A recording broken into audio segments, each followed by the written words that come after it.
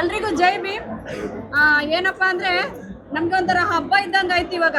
ಗಣರಾಜ್ಯೋತ್ಸವದ ಜೊತೆಗೆ ಒಂದು ಹಬ್ಬ, ಸಾಂವಿಧಾನಿಕ ಹಬ್ಬ ಇದು ನಮ್ಗೆ. 21ನೇ ಶತಮಾನದಲ್ಲಿ ಒಂದು ಐತಿಹಾಸಿಕ ಚಿತ್ರಗಳನ್ನ ನಾವು ಕಂಡ್ವಿ ಒಂದು ಕನ್ನಡ ಚಿತ್ರರಂಗದಲ್ಲಿ. ಒಂದು ಕಾಟೇರ, ಮತ್ತೊಂದು ಲ್ಯಾಂಡ್ ಲಾರ್ಡ್. ನೋಡಿ, ಲ್ಯಾಂಡ್ ಲಾರ್ಡ್ ಇದು ಮೂವಿ ಅಲ್ಲ, ಇದು ಕೇವಲ ಒಂದು ಚಿತ್ರ ಅಲ್ಲ, ಇದು ದಲಿತರ, ಶೋಷಿತರ, ನೊಂದವರ ಅವರ ಒಂದು ಪ್ರತಿಬಿಂಬ.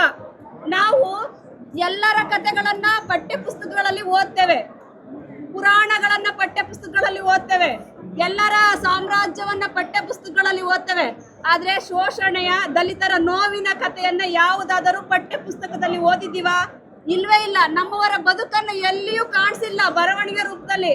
ಆದ್ರೆ ಈ ತರದ ಮೂವಿಗಳ ಮೂಲಕ ಶೋಷಿತರು ಎಷ್ಟು ಕಷ್ಟಪಟ್ಟಿದ್ದಾರೆ ಅನ್ನೋದನ್ನ ಬಹಳ ಅಚ್ಚುಕಟ್ಟಾಗಿ ಮೂವಿನಲ್ಲಿ ತೋರಿಸಿದ್ದಾರೆ. ಎಲ್ರು ಬಂದು ನೋಡಿ. ಮತ್ತೆ ನೋಡಿ, ಅಂದವಾದ ಹೆಣ್ಮಕ್ಳನ್ನ ಊರ್ಬಸ್ವಿ ಮಾಡೋದು, ಅಥವಾ ಒಂದು ತುಂಡು ಭೂಮಿಗಾಗಿ ಎಷ್ಟು ಪರದಾಡ್ಬೇಕು ನನ್ನ ಜನ.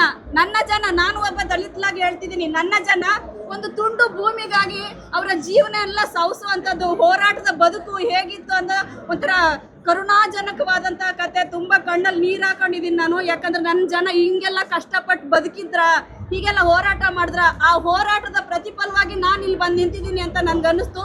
ತುಂಬಾ ಹೆಮ್ಮೆ ಇದೆ ಈ ಚಿತ್ರದ ಬಗ್ಗೆ. ಸರ್, ಈ ತರ ಚಿತ್ರ ಕೊಟ್ಟಿದ್ದಕ್ಕೆ ನಿಮ್ಗೆ ನಾವು ಯಾವಾಗಲೂ ಋಣಿಯಾಗಿರ್ತೀವಿ.